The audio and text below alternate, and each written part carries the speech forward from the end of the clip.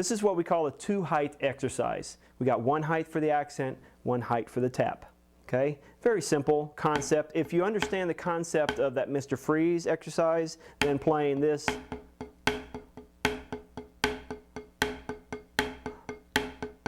is a pretty concept to understand. All you have to do is, it takes a while to work out the fulcrum pressures so that you can relax on those inner beats.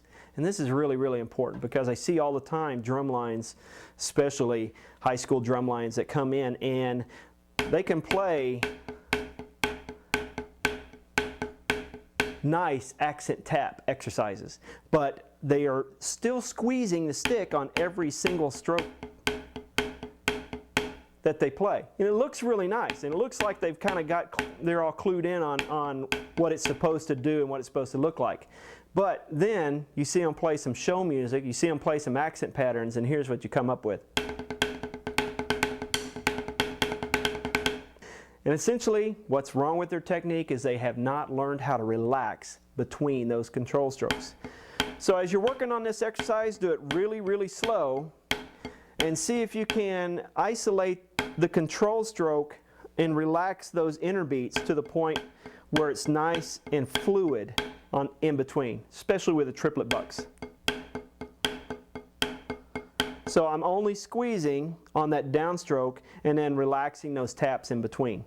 Work on this exercise at different heights. You can work on a height that's like 12 inches for the accent and 3 inches for the tap, or you can work 12 inches and 6 inches, depending on what style that you play.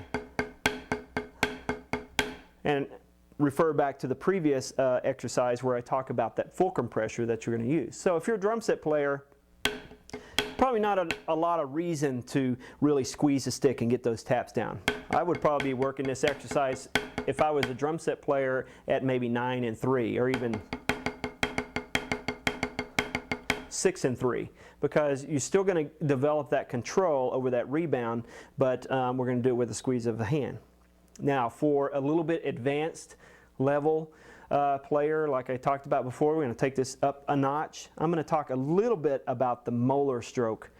I'm not going to get into a real in-depth discussion on it. If you want something that's really, really in-depth on a whole technique, rudimental side, really go for Jeff Queen's book, because he breaks down every single aspect of the molar stroke, or buy Molar's book if you can get a hold of it. Essentially, what I'm going to do with the molar stroke, and this is where drum set players really have an advantage, is that instead of playing a tap on the low end and lifting up from here, what I'm essentially going to do is think of there being a string tied to my wrist, and I'm just going to pick up the string. So I play an accent, I control the accent, and then I pick up my hand right at the wrist. Now what's going to happen is, as I pick up my hand, the stick is going to touch the drum. Okay? That's just a natural motion of the stick.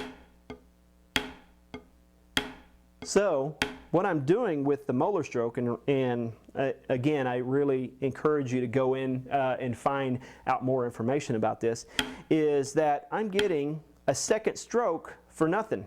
All I'm doing is lifting my hand up, and this second stroke happens just because I'm lifting my hand. It's like a 2-for-1 stroke. So check it out. I'm controlling that stroke on the second note. I'm not really even playing it, okay? I'm just lifting my hand up. This really works well on the triplet bucks exercise.